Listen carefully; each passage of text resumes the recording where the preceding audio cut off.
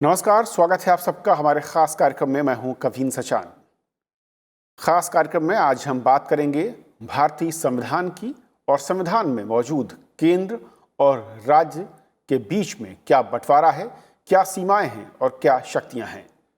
भारत राज्यों का एक संघ है और भारत के संविधान में जहां एक ओर विधायिका, कार्यपालिका और न्यायपालिका के बीच शक्तियों का बंटवारा है, उसी तरीके से केंद्र और राज्यों के बीच भी उनकी सीमाएं तय हैं, उनकी शक्तियां तय की गई हैं और जो संविधान को संघीय विशेषता देता है।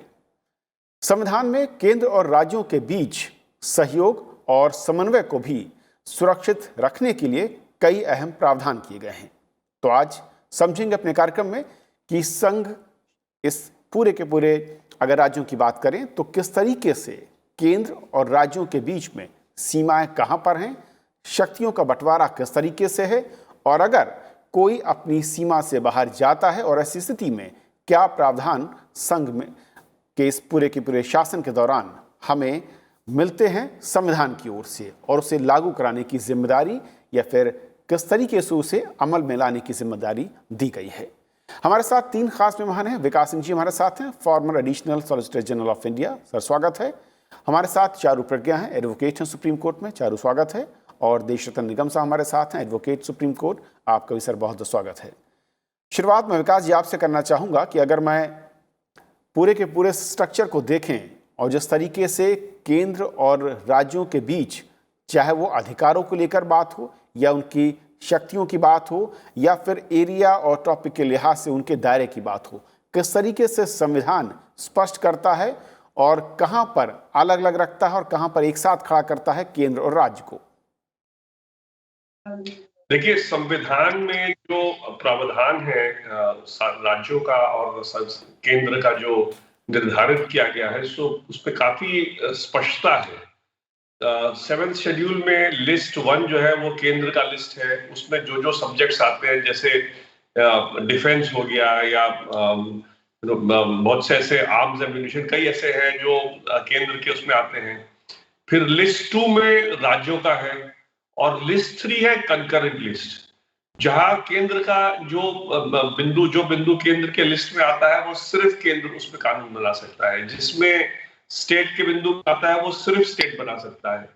और जो कंकरेंट लिस्ट है उसमें स्टेट और सेंटर दोनों कानून बना सकते हैं, लेकिन हाँ, अगर सेंटर का कानून होगा तो स्टेट का कानून रद्द होगा और सेंटर का कानून ही माना जाएगा। तो ये हमारे कॉन्स्टिट्यूशनल स्कीम में बना है।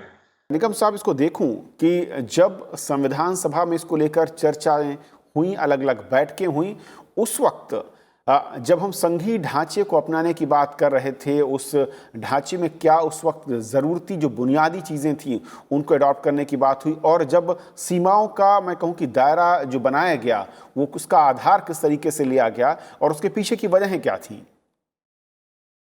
देखिए कविंद्र जी, ये हमारा जो संविधान है लचीला भी है, दृढ़ भी है और इसको रिजिडिटी भी कहते हैं, जो कि किसी भी समय और वक्त के हिसाब से टिका रहा है और अच्छे से काम कर रहा है।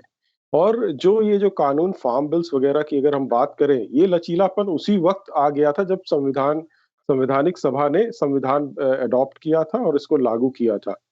जो इंटर स्टेट ट्रेड और कॉमर्स है, अंतर्राज्यीय वाणिज्य और जो आपका व्यापार है, वो कंकरेंट लिस्ट में डाला गया है, जिसके तहत ये फार्म बिल्स और लॉज लाए हुए हैं। तो जो मंडी है, जो स्टेट लिस्ट में है, तो आप देखेंगे फार्म बिल्स में जो हमारे फार्मर्स हैं मंडी में भी बेच सकते हैं और वो अंतर्राज्यीय व्यापार और वाणिज्य भी कर सकते हैं। तो दोनों चीजें आ गई हैं यहाँ पर। तो इसलिए मैं नहीं समझता हूँ किसी अधिकार क्षेत्र पे का हनन हुआ है, किसी के केंद्र ने किया है राज्य के किसी भी अधिकारों का। वो अधिकार रखे गए हैं, मंडी भी रहेगी और किसान को ये स्वतंत्रता भी है, वो किसी को भी बेचे। तो ये लचीलापन हमारा जो है, ये हमारा संविधान खुद देता है और ये जो लचीलापन है, ये बहुत सारी समस्याओं का निदान भी करता है। देखिए, अगर संकटकालीन समय हो, इमरजेंसी हो, तो हमारे केंद्र का हस्तक्षेप वाजिब है और ये हमारा संविधान प्रोवाइड भी करता है। आम दिनों में आपकी, जैसे विकास जी ने भी बताया कि 3 लिस्ट है हमारी, उन 3 लिस्टों के हिसाब से सारे कार्य होते हैं और जो अधिकार संसद को है या विधायिका है राज्यों की, वो अपने हिसाब से उन क्षेत्रों में कार्य करती है। लेकिन केंद्र का कानून मान्य होगा। आप देखेंगे कि अभी जो नागरिक संशोधन कानून जो आया था, उसमें केरला ने और पंजाब ने, कुछ स्टेटों ने इसमें रिजोल्यूशन पास कर दिया था जो कि उनके अधिकार क्षेत्र से बाहर था, कि हम उस रिजोल्यूशन का कोई मतलब नहीं है। तो वो अगर रिजोल्यूशन इस तरह का पास करेंगे तब दिक्कतें आती हैं जो जिनके अधिकार क्षेत्र में नहीं है। जैसे फार्म बिल्स में पंजाब ने इस तरह का किया। देखिए, कानून मान्य होगा केंद्र का। अगर उस पे अगर कोई संशोधन लाते हैं तो वो राष्ट्रपति की मंजूरी के बिना नहीं मान्य होगा। तो ये बहुत अच्छी बात है। तो जो लचीलापन है हर चीज को देखने के लिए, फार्मर्स की बेहतरी के लिए जो कानून लाए गए हैं, वो पूरी तरह से मैं समझता हूँ संवैधानिक है, और वो जो हमारे संविधान में अनुच्छेद दिए हुए उसके ही अंतर्गत आते हैं। तो सेंटर स्टेट रिलेशन जो है, देखिए हमेशा देखिए ऐसा नहीं होता है, सरकारें बदलती हैं, आती जाती रहती हैं, राजनीति होती है, तो थोड़े मतभेद हमेशा हो सकते हैं। लेकिन उन मतभेदों को दूर करने के लिए पार्लियामेंट कानून बना सकती है। जैसे इंटर स्टेट वाटर डिस्प्यूट हुआ, या जल की जो बॉडीज हैं, वाटर बॉडीज, उनसे संबंधित ट्राइब्यूनल बना सकता है पार्लियामेंट, जैसे कावेरी वाटर ट्राइब्यूनल बना हुआ है। इस तरह के बड़े सारे निदान देखिए होते हैं। चाहे वो अमेरिका हो, वहां पे भी सेंटर स्टेट रिलेशंस में दिक्कत आती है, हर जगह आती है। लेकिन उन मतभेद को दूर करने की जो प्रक्रिया हमारे यहाँ दी गई है, जो हमारे संविधान में दी गई है, इससे अच्छी कोई बात नहीं हो सकती। तो वो ही हमें देखना है। देखिए, राजनीतिक पार्टियां आती रहेंगी, जाती रहेंगी, वो अपनी राजनीति भी करेंगे, वोट बैंक पॉलिटिक्स भी करेंगे, लेकिन हमारा संविधान इतना मैच्योर और फ्लेक्सिबल है, लचीला है, कि वो ऐसे किसी भी समस्या का निदान बहुत आसानी से कर सकता है और करता आया है। चाहे वो सरकारिया कमीशन रिपोर्ट हो, चाहे वो केरला एजुकेशन बिल हो जिसको कि प्रेसिडेंट ने सुप्रीम कोर्ट को रेफर किया था, तो प्रक्रियाएं बनी हुई हैं। तो इसलिए मैं समझता हूँ संविधान कार्य कर रहा है, और अच्छे ढंग से कार्य कर रहा है। दिक्कतें आती हैं, लेकिन संविधान ने उन दिक्कतों का और समस्याओं का निदान किया है। चारू, आपकी नज़र में क्योंकि अगर हम संवैधानिक पावर्स को देखते हैं और वहाँ पर भी साफ तौर पर जो सीमाओं का बंटवारा है, एक दायरा एक तय किया हुआ है, किसकी क्या लिमिटेशंस हैं और किस तरीके से शक्तियों के आधार पर कहाँ पर कौन किस हद तक जा सकता है, ये जो फ्लेक्सिबिलिटी है या ये जो टूल दिया गया संविधान में, ये किस तरीके से अलग करता है भारत जैसे लोकतंत्र देश को, और जो उस वक्त के हालात थे और जो आज जो स्थितियाँ हैं उसमें कितना ज़रूरी या महत्वपूर्ण हो जाता है?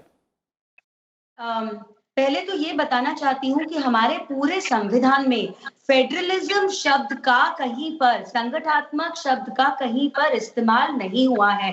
तो जो हमारा सिस्टम है, जिस सिस्टम से हमारा देश चल रहा है, वो दोनों का मिक्सचर है, यूनिटरी सिस्टम और फेडरल सिस्टम का। अगर इसको मैं हिंदी में समझाने की कोशिश करूं तो हमारे देश का जो ढांचा है वो संगठनात्मक है, लेकिन हमारे देश की आत्मा जो है वो एकात्मक है।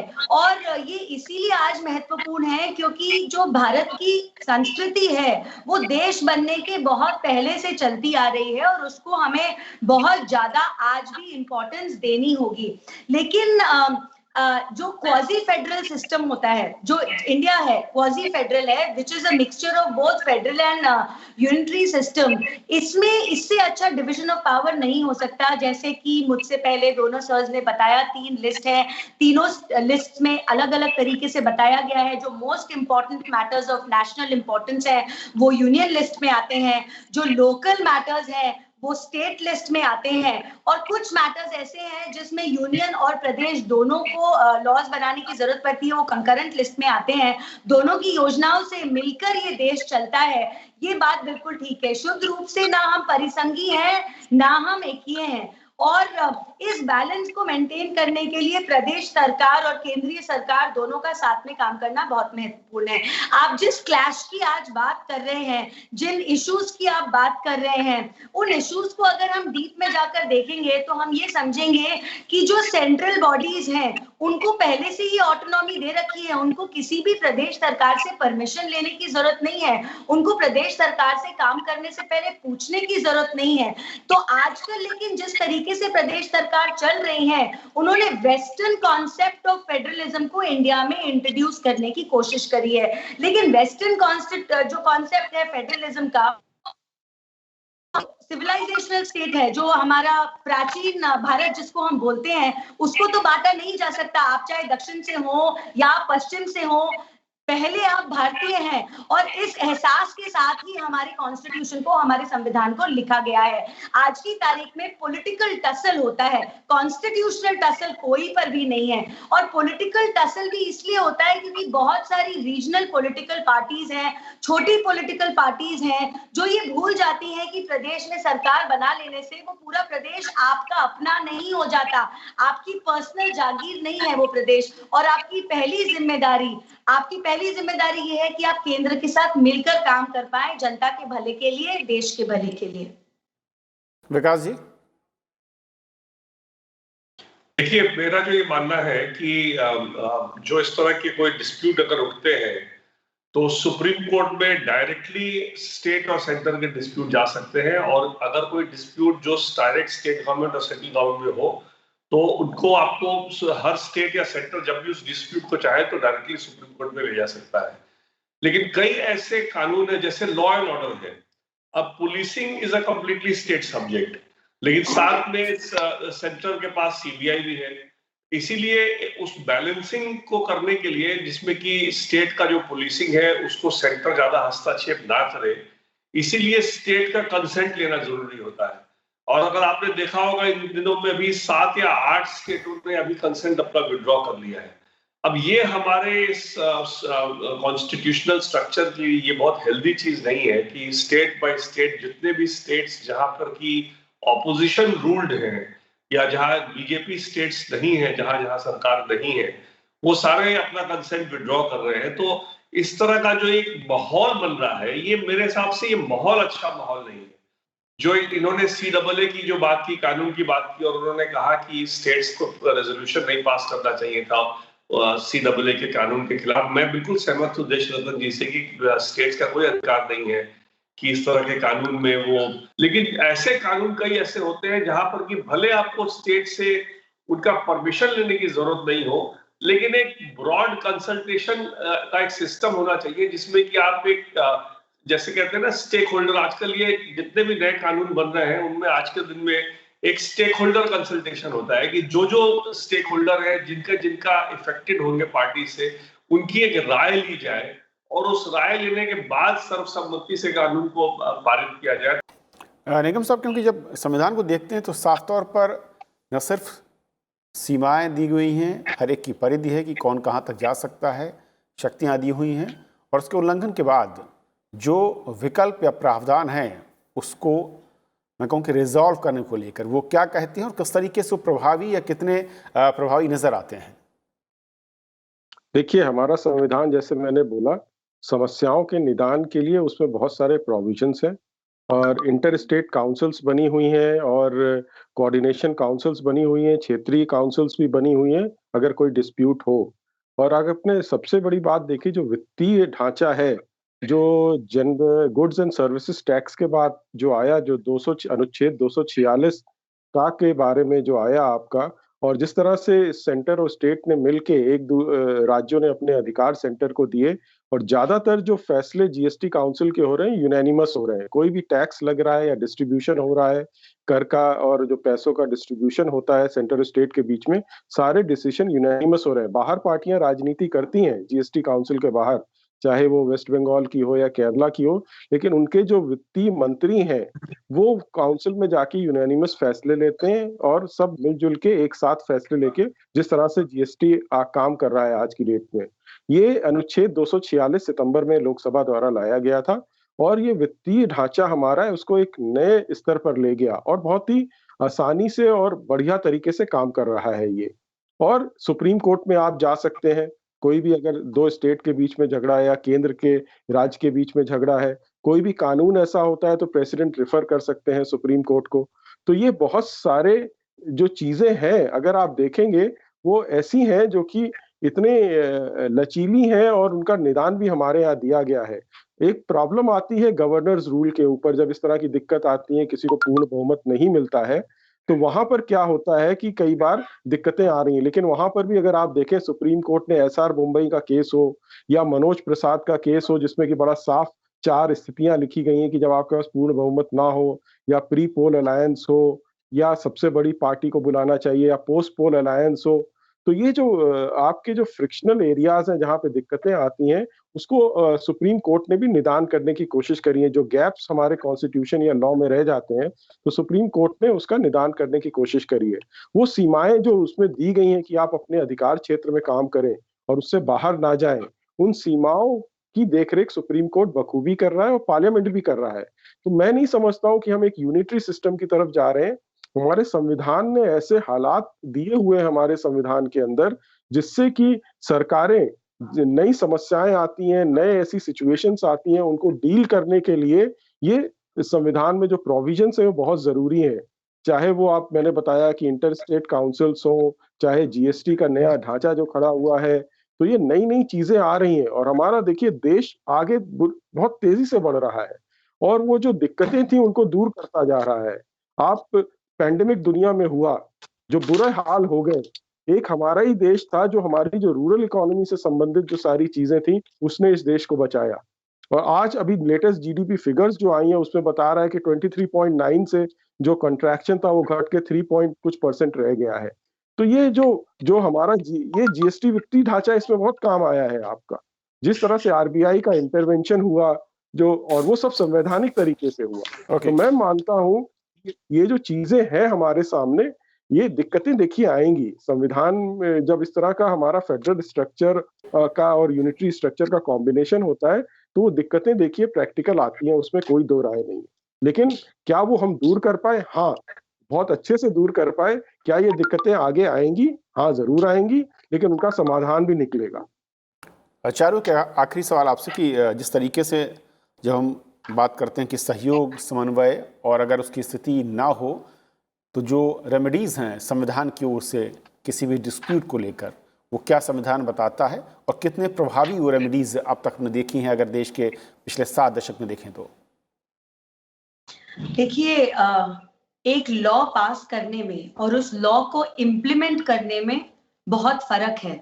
सुप्रीम कोर्ट के लिए भी यही बात लागू होती है। एक ऑर्डर लिख देने में और उस ऑर्डर को इम्प्लीमेंट करवाने में भी बहुत फर्क होता है।